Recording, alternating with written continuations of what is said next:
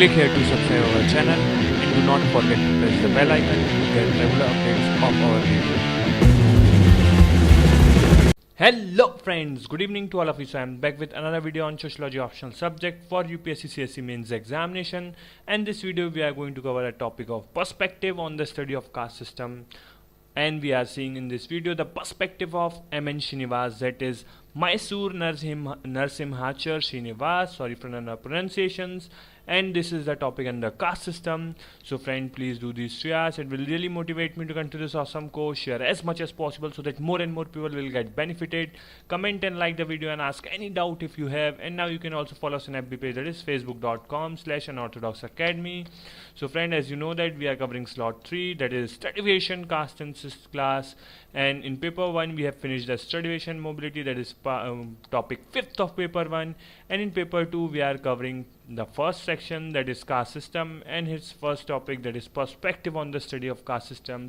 We have covered the G.S. Gurre, and that is Govind Sharashev Gurre, and in this video we are going to cover the perspective of M.N. Srinivas, that is Mysore Narsimhachar Srinivas, and basically he is born in 1916 and will died on 1999, and he is basically known for the work on caste and caste system, social stratification, Sanskritization and Westernization in the southern India, as well as on the concept of dominant caste.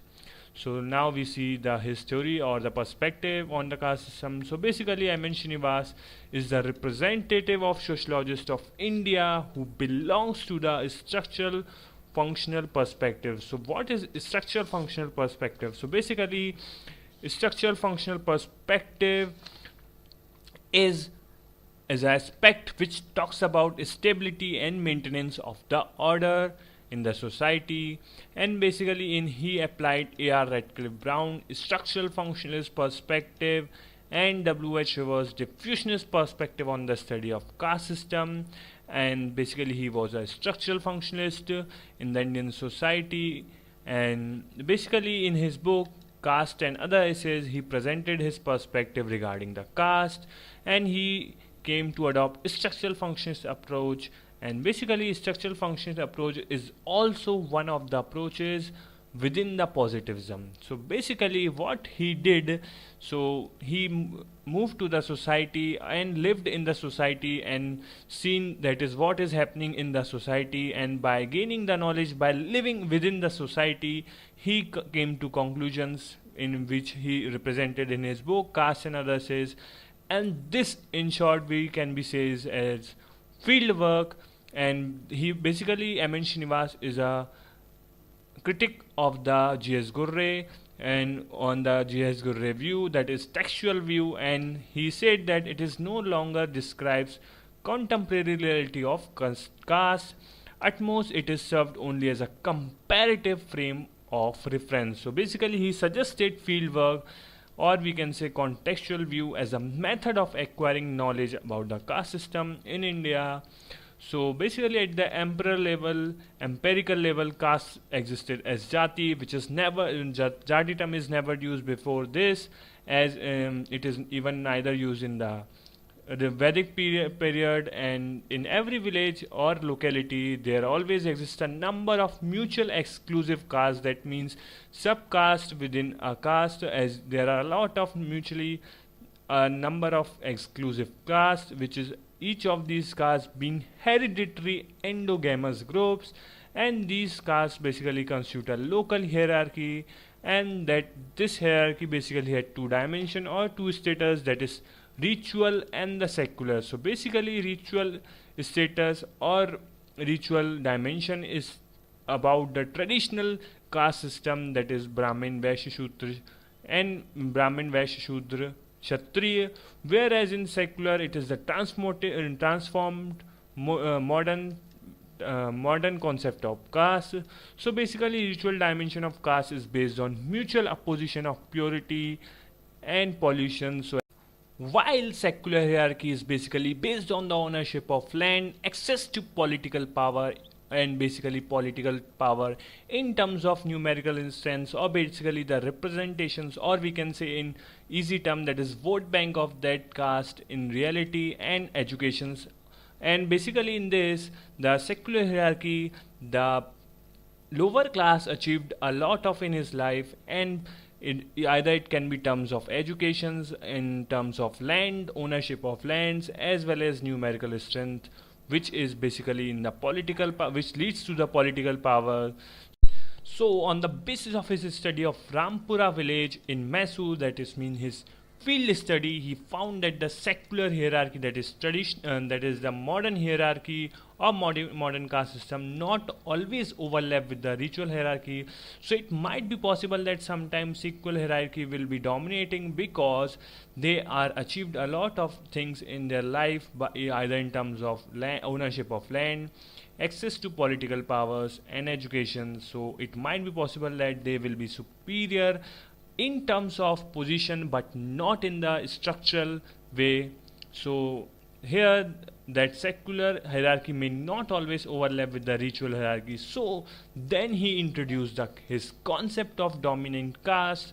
So dominant caste is the one which is placed higher in secular hierarchy, though it may be low in the ritual hierarchy. So it might be possible that a Kshatriya, which is a traditional system, he can achieve a lot of things in his life, so it might become he is dominant in that area, either in terms of because of his numerical strength in that area, or in the access to land, or many things. So basically he referred to the Vokkaligas caste of Karnataka. So basically Vokkaligas was a middle caste, that means middle in the hierarchy, and the basis of ritual hierarchy they are middle class, but they are at the top of secular hierarchy. So Vokkalikas basically constituted the dominant caste in that area.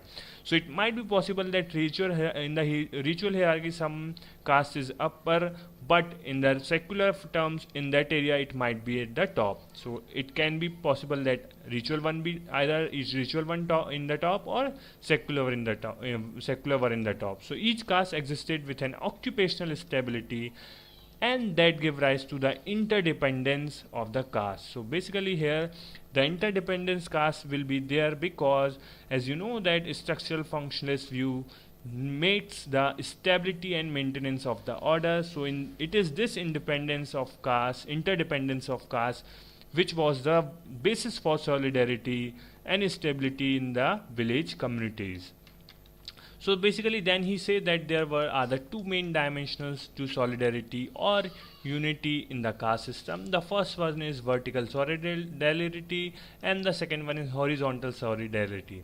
So vertical solidarity is due to the interdependence between the castes, and whereas horizontal solidarity result because of common cultures, way of life, that is lifestyle, occupations and cooperation in day-to-day matters. So, although Hinduism, as per its ideology, discouraged mobility in caste, but the aspirations of mobility is always existed. So, this process of social mobility in caste follows along the two lines. Basically, Sanskritization, that means adopting the norms and value or imitating the norms and values of the upper caste. Either it can be they become vegetarians and will do the Upnayan Sanskar, so it is basically termed as Sanskritization, and the second term is Westernization. So basically Sanskritization followed when a caste improved its secular status either by gaining land, wealth or political power. So basically this in turn was followed by, first they will become top in the secular state, and then it is followed by the adoption of culture and rituals of the locally dominant caste. So Sanskritic lifestyle was adopted to claim a high social success. So basically the Sanskritization depend on group acceptance, which would be the village communities including Brahmins.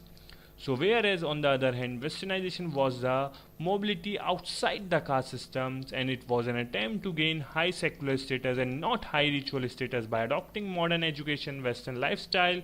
Westernization was more common to Dvija caste, Sanskritization was more common in middle rung caste.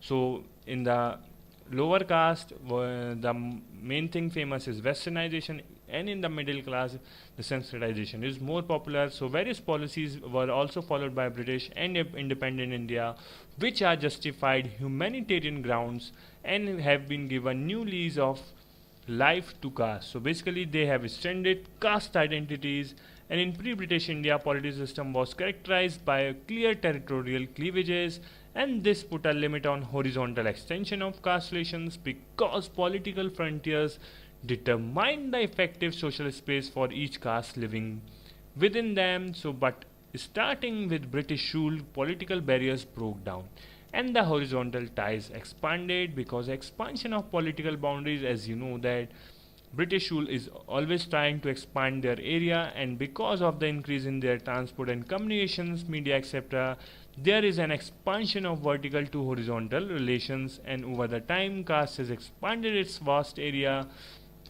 and regional ties also came to the existence. And basically then in the post-independent India, caste has found a new fields of activity while its traditional roles have declined. As we know, the Westernization is making a good effort or acquiring the new functions by the pupils, or basically people acquiring the new functions by the new ideas that is came because of the Westernization. So either it can be right to life, liberty, and a lot of things that is came due to the French revolutions and etc. So for example, when we consider political function as the basis of political mobilizations, power activities of caste have increased in proportion as political powers pass to people with coming of democracy, and also caste has become a basis of reform. So we see emergence of many movements under the influence of West, or basically West culture and ideologies of the West. So now we see the criticism to the M.N. Srinivas. So M.N. Srinivas basically rejected cultural perspective of caste, especially propounded by the Louis Dowman. But here many sociologists believe that caste is a cultural particularist phenomena, but M.N. Srinivas did not accept this, and M.N. Srinivas present only the harmonious and interdependent aspect of the caste system. But there might be possible that caste is a competitive phenomena of dominance over each other. So this will be studied by William Rowe in Senapur, UP, and Owen Lynch studied this in the Jat of Agra, and Ari Shermorhon and F.B. Bailey studied it in Bisipara, Orissa, etc. And his caste perspective present caste system as a very static and functional system. In some way he tries to justify this phenomena, and then M.N. Srinivas neglects the political factor behind the dominance of one caste over the other, and his theory or perspective cannot be applied on the other parts of India because it's an inherent diversity, as you know. And then we finally see the conclusion. So M.N. Srinivas is a pioneer sociologist in Indian sociology. His perspective is popularly known as structural functionalist perspective of the caste system, in which he tried to explain caste system as a harmonious and interdependent institutions, though he has ignored the competitive aspect of the caste system. But his perspective has benefited Indian sociology in two ways. The first, that it initiated the field study, which is the most important thing in this, and the second, he tried to explain caste system as one of the institution of Indian society and not as society in itself. And basically the M.N. Srinivas also tried to explain the caste system, which is it is a not unique system rather than the basic nature of its social stratifications, or which basically leads to the social stratifications, and which is universally found in each society. For example, Jajmani system is a form of barter system, and here interdependent is must. So but in his perspective he tried to ignore the uniqueness of the caste system, which is still criticized for basically it is still criticized and overall his perspective is the most important and the representative perspective of caste system through structural functionalist view in Indian sociology. And basically he given the basically structural functionalist view, which is important for understanding, or as we know that caste system is a complex phenomena, so understanding it from different perspective leads to the very good understanding of caste system. So thank you guys for listening me and watching this video. Thank you.